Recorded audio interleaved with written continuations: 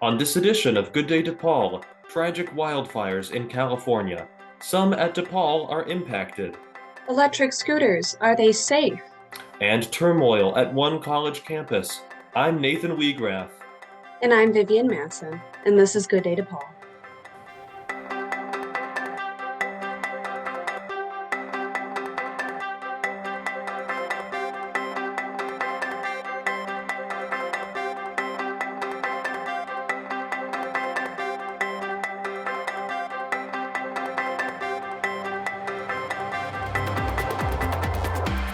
The devastating wildfires in Los Angeles. They've caused immense property damage and loss of life.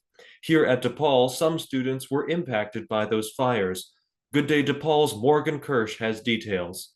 It was kind of a crazy thing to see because you're driving down that highway and you see the smoke just, fly up into the sky. And what can you do except try to look at it and be like, what's going on? Californians are no strangers to wildfires, but almost no one expected the scale of damage that the fires caused beginning Tuesday, January 7th. The Santa Ana winds turned what would have been small seasonal blazes into infernos like the Kenneth, Lydia, Hearst, Sunset, Eaton, and Palisades fires.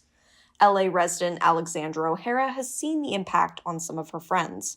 And I have a couple of friends whose apartments have been lost or their childhood homes.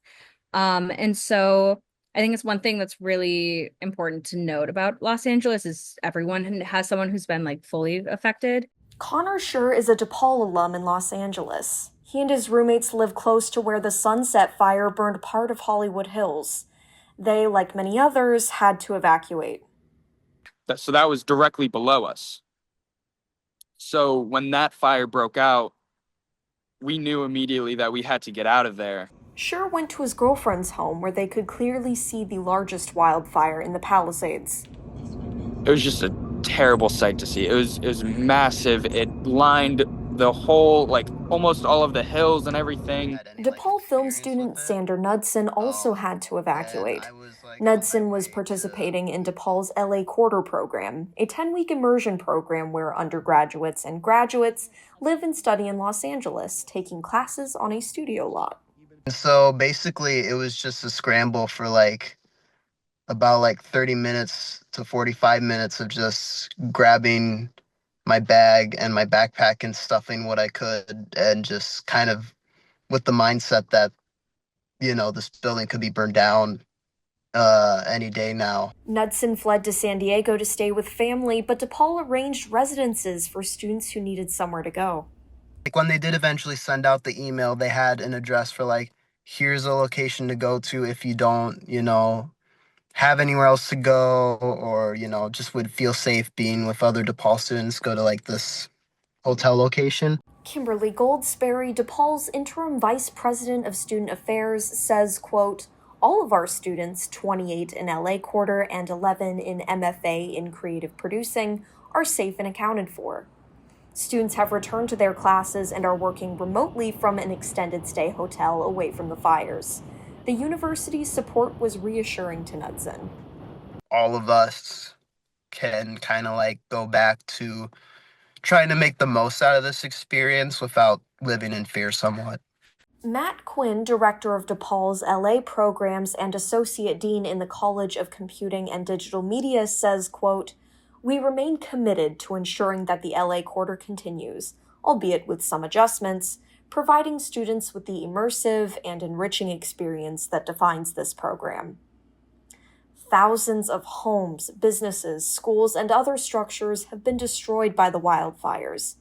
Yet even while the blazes continued, Californians were already picking up the pieces of their lives and trying to rebuild. I think there's two different camps, one where a lot of the city is trying to operate as close to normal as possible. So you will go in certain neighborhoods and see people unmasked and with coffees, and then you'll round a corner and you'll obviously see large donation centers and everyone masked up. O'Hara and her friends have been involved in volunteer efforts with many organizations. She feels heartened by the outpouring of community support for victims. I had been doing donation runs, and it was so full of people that you could see it from 2 blocks away. You could see the line of volunteers wrapping around the corner, and that was really exciting. O'Hara says a little help goes a long way. So I think just lending support to the people, who are in Los Angeles is huge, even if it's just like little check-ins. And then if you can and you have the means, nothing helps more than donating directly to those families impacted. Even with relief efforts underway, the full extent of the fire's damages won't be known for weeks and possibly months. For Good Day DePaul, I'm Morgan Kirsch. Before President Trump took office, several colleges warned some of their international students to return to campus before the inauguration. That's because in his first term, Trump put restrictions on immigration from some primarily Muslim countries. The colleges that issued the warnings include Harvard, Cornell, Penn, MIT, USC, Wesleyan, and the University of Massachusetts Amherst. They seem to be everywhere these days, electric scooters, and they're often ridden by young children. But how safe are they? I tried to find some answers. Electric scooters, some are concerned with their safety. Since 2019, there have been an estimated 200,000 emergency room visits as a result of e-scooter accidents across the United States. From 2017 through 2022, the U.S. Consumer Product Safety Commission reported that 119 people died while riding e-scooters, and most transportation experts feel that number is likely to rise in the coming years. DePaul freshman Annabelle Frazier says her uncle was riding an e-scooter in a residential neighborhood near DePaul's Lincoln Park campus when he struck a pothole and ended up spending 6 weeks in the intensive care unit. He flew forward and hit his head on a car that was parked and, was knocked unconscious and then was brought to the hospital. And then he had to have surgeries for brain bleeds. Currently, the city of Chicago has no metric for tracking e-scooter accidents. DePaul transportation expert Joseph Schwederman says e-scooter technology limits the city's ability to track accidents. I think the real difficulty with scooter safety is there's only so many things in the in the toolbox for what the city to do, because most accidents would have to be self-reported. So people have mishaps, they slide out, they hurt their knee, maybe go to the emergency room, but there's no immediate feedback mechanism for how that data gets reported. In Illinois, electric scooter riders must have what's known as a Class M or L license. The speed limit for scooters can vary depending on the type of scooter and where they're being driven. Several other states require e-scooter riders to wear helmets. And on the East Coast, some cities have limited areas where e-scooters can be legally driven or have prohibited their use altogether. While the Chicago Department of Transportation mandates e-scooter drivers be at least 18 years of age and adhere to the Divvy and Lime Scooter online guidelines, the city has yet to implement widespread enforcement of these policies. For Good Day DePaul, I'm Nathan Wiegraff. Anti-Semitism. It's been a major problem at some American universities. One of the recent victims was Jordan Acker, who is Jewish and a regent at the University of Michigan. Early last month, an unidentified individual or individuals spray-painted Acker's car in his home driveway, spelling out the words "divest" and "Free Palestine" on the car, and smashing a window in his home. Acker says this was the third time his family has been targeted. All this comes as protesters have been calling on the university to divest from companies doing business with the Israeli military. And still another development at the University of Michigan. The two leaders of the Student Assembly have been impeached. This stems from last year when students elected the two as president and vice president of the Assembly. During their campaign, the two had said they would withhold funding for campus groups until the university divested from companies that profited from the Israel-Hamas war. The university refused to do that, so the funding for campus groups was suspended. The university ended up lending money to the groups, and the Student Assembly later reinstated the funding. But now the Assembly has impeached the two leaders. They were charged with dereliction of duty. It's one of the big questions for many students at DePaul. Just where should they live? Good Day DePaul's Joseph Francis talked to a number of students about this key decision. DePaul University students often struggle to find affordable housing in the university's primary location of Lincoln Park, Chicago. Some students live on campus while others live off campus. International student Olivia Gotts shares her experience in her off-campus apartment. And I'm an international student. I grew up in Germany and now I live here. I live off campus in an apartment with 2 roommates. So I am completely funded by my parents. They pay for my tuition, they pay for my housing, they pay for my food. I do have a job, a part-time job, but that's mainly for like my very personal like fun expenses. But everything else my parents do cover. And also in the end I do think it turned out to be slightly cheaper living off campus than in the dorms with a meal plan. A popular off-campus housing location is the apartment complex Ion Lincoln Park, which majority holds 4 roommates to an apartment. DePaul student Layla Arte furthers her experience at DePaul Housing and Ion. I transferred from College of DuPage, which is about an hour away. So I went from living at home to living in sanctuary townhomes last year. The expenses of sanctuary townhomes were pretty large. This included a meal plan and obviously the rent. And this year I decided to move to Ion because without the meal plan included, that took off a large chunk of the expenses that played into my rent. Paying for housing at DePaul is a little bit easier for me because I do get a good financial aid package, good scholarships, which then do include a refund, which helps me afford to pay my rent and groceries every month. And that covers a large chunk of my stay at Ion and allows me to support myself well. I like the close proximity that Ion has to campus. You're allowed to take the minivan and the public transportation to Ion. It's also safer because it is in such close proximity to campus, as well as cutting the time and the commute that it takes to get to campus from being home. Savannah Morales shares her experience with commuting at DePaul. Currently commuting from Palos Hills, which is in the suburbs, south side. I did not choose dorming this year or last year. I did dorm my freshman year though, but just for the experience this year, and last year I didn't because of the tuition increase, which is very, very expensive.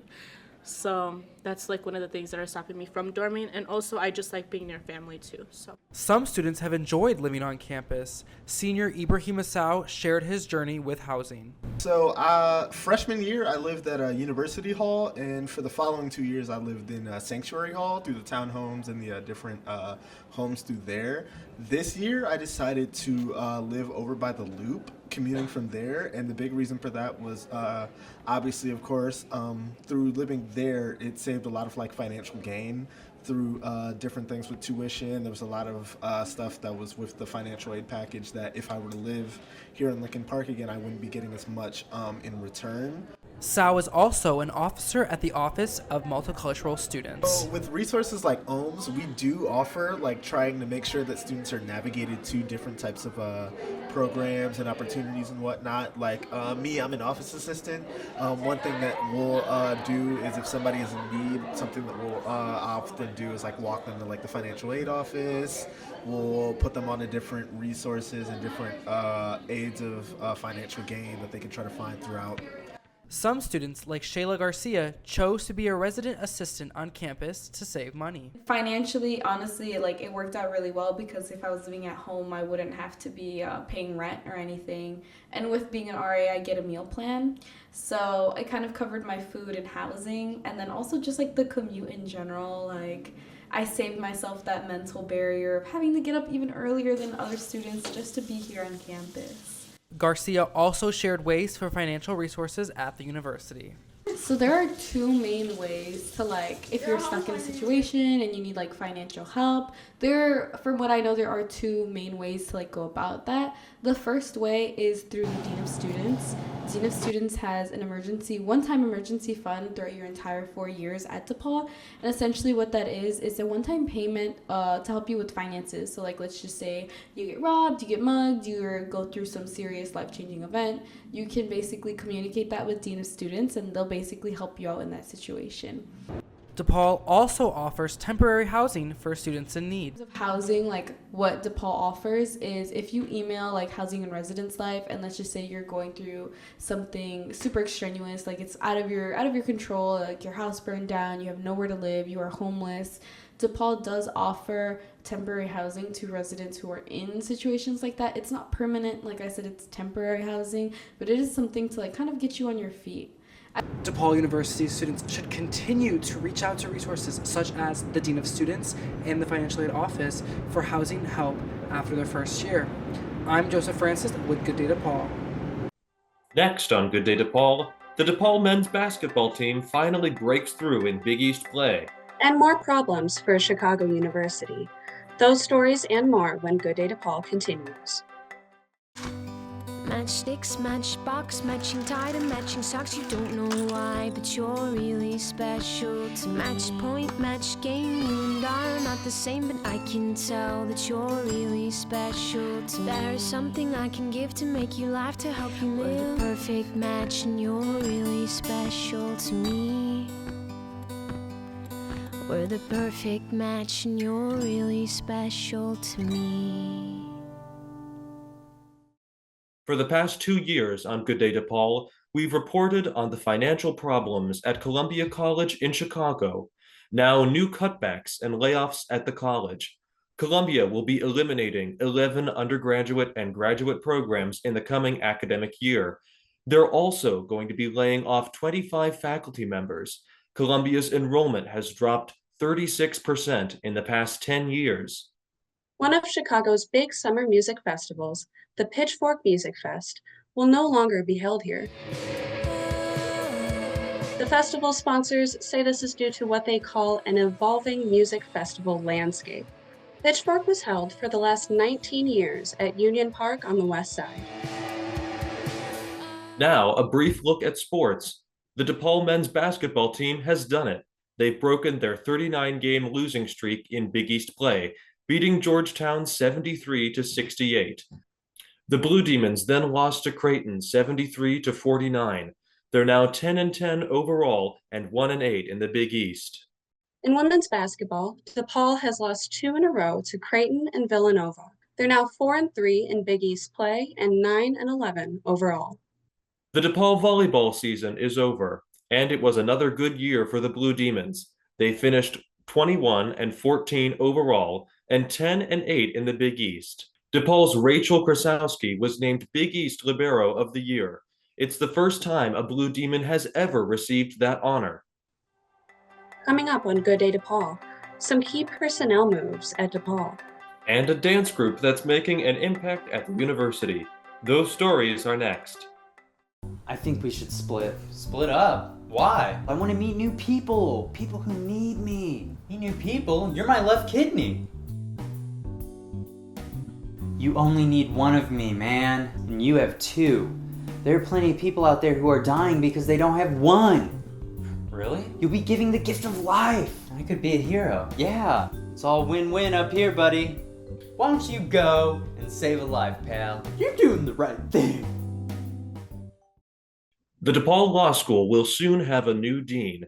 Jeffrey Rapp will lead the school beginning next July. Rapp is currently a senior associate dean at the University of Toledo. He'll take over from Julie Lawton, who's been DePaul's interim dean at the law school since last May. And DePaul has a new vice president for diversity, inclusion, and belonging. She is Dania Matos, who previously was vice chancellor for diversity and inclusion at the University of California, Berkeley. DePaul has a vibrant and diverse music scene, and this includes a unique dance group. Good Day DePaul's Riley Moulton has details. Halloween-themed conversation starters with Juna by Claro playing in the back. This is the atmosphere Ignite Dance Company at DePaul created during their improv contemporary rehearsal on October 28th. Ignite Dance Company is DePaul University's first and only competitive dance company. Dancers grow as people and as a team through rehearsals and events, while also making memories at their practices. We don't usually have more than like 20 to 25 people at a time, and we like that though because that's kind of what we pride ourselves on, is being that small knit group of friends. Not only this, but they also engage their audience by using current songs in their combos. The October 28th Contemporary Improv Combination was to Northern Attitude by Noah Kahn. So today's practice was contemporary, and jazz is actually going to be later, but today we were working on a lot of improv stuff and kind of trying to build that sense of being able to figure out dance movements on your own and kind of put your own spin on a dance. Audiences can pick up on their bubbly and sisterly nature throughout the team. And we make it such a warm environment, and I think that a lot of the time with dance, you kind of miss that sometimes, and that's a little overlooked, is having that family aspect to it. And I feel like that's the most important part of dance, is having a family aspect with that group, because it shouldn't feel like a chore. It shouldn't feel like it's something that you have to do. And when you go to Ignite, it's something you want to do. It's something that you're excited about having to do. Ignite will continue to captivate the DePaul community with their vibrant energy and dance skills. For Good Day DePaul, I'm Riley Moulton. That's all for this week's edition of Good Day DePaul. You can keep up with us by visiting our Vimeo channel at Good Day DePaul or by going to goodday.depaul.edu. And be sure to check us out on Facebook and YouTube. And if you have any news tips, message us through the Good Day DePaul social media channels. Thanks for watching. I'm Vivian Manson. And I'm Nathan Wiegraff. Have a good day, DePaul.